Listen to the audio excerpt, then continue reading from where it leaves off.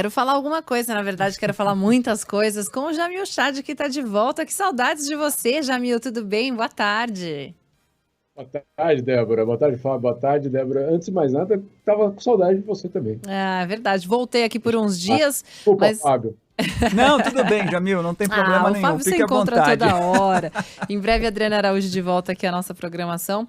Mas, ô Jamil, tem uma discussão que está sendo ampliada internacionalmente, né? A gente tem acompanhado muito aqui no Brasil as questões envolvendo os entregadores por aplicativo, as pessoas que trabalham para esses aplicativos, que fazem entregas, a questão da segurança, a questão das relações desses funcionários também com as empresas.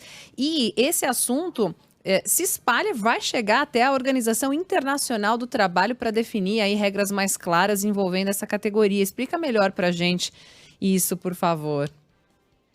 Débora, isso na verdade já desde 2018, 2019, é que depois chegou a pandemia, mas a OIT, a Organização Internacional do Trabalho, já começava a olhar para isso até com uma certa preocupação. Por quê? Porque você tinha esses serviços que se expandiam com uma velocidade muito grande.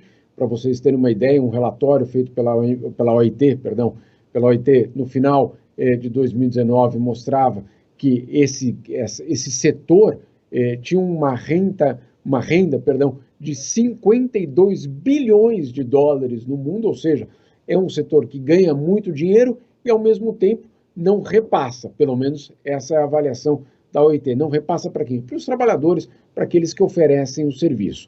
E aí, o que existe hoje é um grande debate se esses trabalhadores em aplicativos, que nós estamos falando do motorista, do entregador, mas também, Débora, das pessoas que trabalham no aplicativo na parte tecnológica.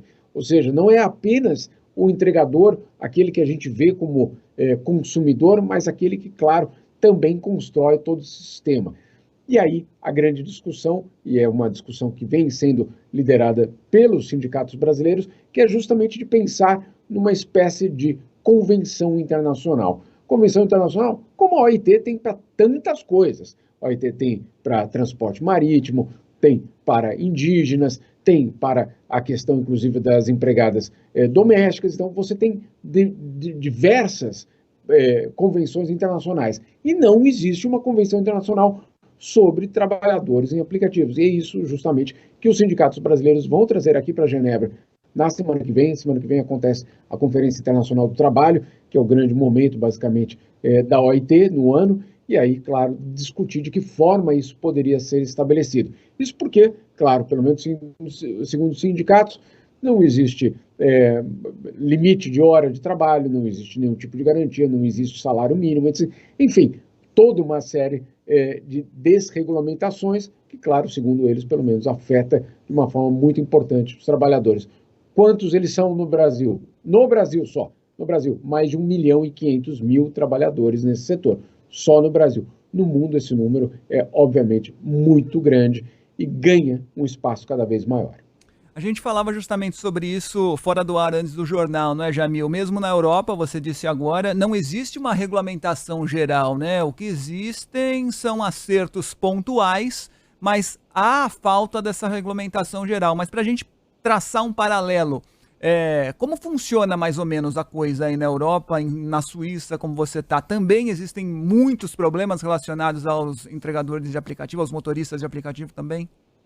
Muitos problemas, porque de fato você tem a cada inovação tecnológica, basicamente, a criação de um setor que simplesmente não existia há 6 meses, há um ano. Então você teve, claro, a fase Uber, ou seja, dos motoristas, mas ela não parou ali. Então houve um acerto, cidade por cidade, quase, Fábio, foi extremamente complicado, cidade por cidade, com estabelecimento de regras mínimas, claro, com os taxistas também protestando, colocando isso como uma questão até mesmo de competição desleal, cidade por cidade na Europa, isso foi sendo estabelecido. Mas aí, como a gente vê e como é a nova realidade, você vê uma série de outros trabalhos sendo oferecidos pelo aplicativo. E aí, claro, cada um desses setores voltou a ser alvo também de muito debate. O grande temor é de que você tenha no final uma comoditização do trabalho. Você precisa de alguém, você vai lá, é muito cômodo para o usuário, certamente.